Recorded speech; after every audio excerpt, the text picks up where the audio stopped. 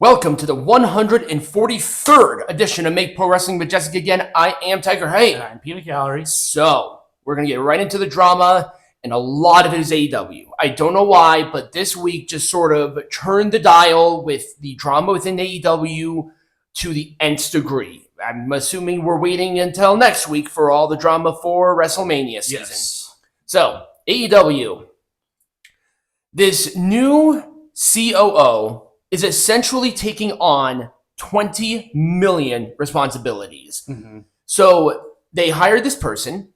They are responsible for the oversight of all strategic planning and execution of live events, marketing, finance, human resources, licensing, consumer products, and all major lines of business for the company. This is one position. This is the Chief Operating Officer of AEW that they hired, I think, Monday. Mm-hmm. What kind of company has one person of this size and of the budget that they have do all of this? Right. I mean, that would make sense if they were a small business, but they clearly are not. Right. Then they have the funding to hire multiple people for these. There's a reason why there is a chief marketing officer, a chief financial officer. There's a person specifically for human resources.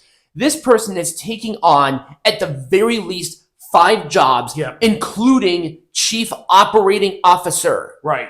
That's not good. If one person has to have all of those responsibilities. Well, it doesn't necessarily say that they are responsible for those, but it's what it says is all strategic planning and execution. They're directly responsible for it's the oversight of it. So there probably are teams underneath them, but yeah, this seems like a lot of hands for one person to take on. The chief operating officer of anything is not planning and executing all of this.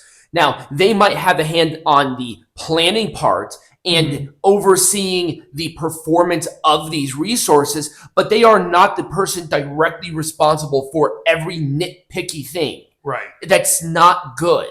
So I wanted to bitch and moan about that because that is not good.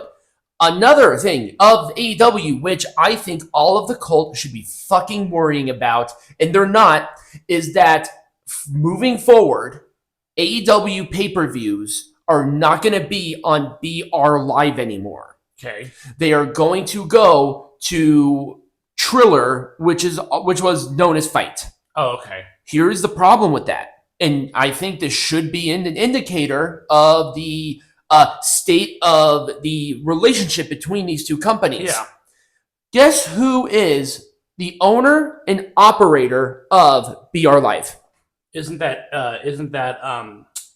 Endeavor? No, it's Warner Brothers Discovery. Huh. So, what does that say? Now, that could mean nothing. Right. But that also could mean anything. Right. Or everything. Right. Of the relationship between Warner Brothers Discovery and AEW. Yeah. So, I mean, that obviously has to be some part of the deal. Right. But now, since they're moving those out, what is that saying? Right. It's ridiculous. The ratings from Dynamite just continue to plummet in a way that I think most people should be worried. I think it was a 747 and a 0.27 demo. Okay. Last week, they were barely holding on to 800, and people just dropped off. And you can say MLB. MLB was opening day. I think NCAA with March Madness. I'm not sure if there were games on Wednesday, but to what I heard, that there was nothing that was contested against AEW that night. I could be wrong, but that's what I saw. Right. But now, if March Madness is there, okay, I can give them that credit. March Madness is pretty much over after today, so they don't have any excuses. So we'll see what happens with next week's Dynamite. I watched Dynamite. I watched the entire thing. It was not good in any capacity. Mercedes sucks on commentary. The main event was lackluster because Swerve Strickland should have been the number one contender in the fucking first place going against Konosuke Takeshita, who did absolutely nothing to get to that spot. Zero. Right. Bumpkiss. So them doing that is ridiculous. Right. And finally, Eric Bischoff has been an absolute monster as it relates to Tony Khan. Yeah, there's been this budding feud between these two. Yep. So Eric Bischoff, he had a podcast with Joe Alba, which I do not like because he blocked me, where it was called Strictly Business. Yeah. And Strictly Business is not going to be going on. Right. Tony Khan responded to that saying, "Oh my God, he's going away." Do you not realize that 83 Weeks still exists? Right. And the fact that Eric Bischoff is going to be doing a live YouTube show now, right, is that his priorities are changing. Right. And he slapped back Tony Khan over the head in the entire cult, excuses and meltdowns and all of this. And I mean, I've been preaching it for months now. Yeah. That the biggest enemy of AEW is the AEW fans and Tony Khan, and this was a perfect example of it. Yep. What a horrendous way on responding to somebody who disagrees with you. Right. It was...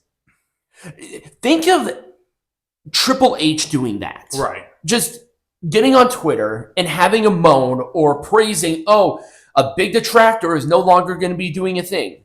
Do you really think that's what an actual professional does? No. No. Right. Zero. Man-child with daddy's money. It's absolutely insane. This drama, I know. I hark on AEW a lot. I don't want to. I want AEW to go back to when it felt different. Right. I mean, Joey Janela, Private Party, Frankie Kazarian, I'm trying to think of other people who were somewhat in the main event scene at this time. They were outdrawing Adam Copeland, Mercedes Moné, Christian Cage, Swerve Strickland. Right. You know why? Because AEW felt different. Right. It wasn't a WWE light. This is all the stars are ex-WWE stars. Are just going there. Now, okay, they have a place to work, and I don't necessarily see anything wrong with having former WWE guys on your roster. You should not rely on them. Your bread and butter should be homegrown stars. Exactly. And they lost that with MJF. When he, I mean, I don't know if he's left or not, but it looks like it. Yeah. It's looking like it more and more. The fact that people are continuously making these excuses, and it's like, the AEW fan base at that time were not the toxic little sons of bitches that they are now. Right. They just weren't. Right. And it's just all online shit. Yeah. I mean, you can say, oh, it's only this microcosm of the cult. It's like, no. Everybody looks at that and says, I don't want to be involved with a fan base that does this. Right. I don't want to be involved in that. Right. So, yeah, that's just kind of my spiel with AEW. It's sad. It's just a sad state of affairs.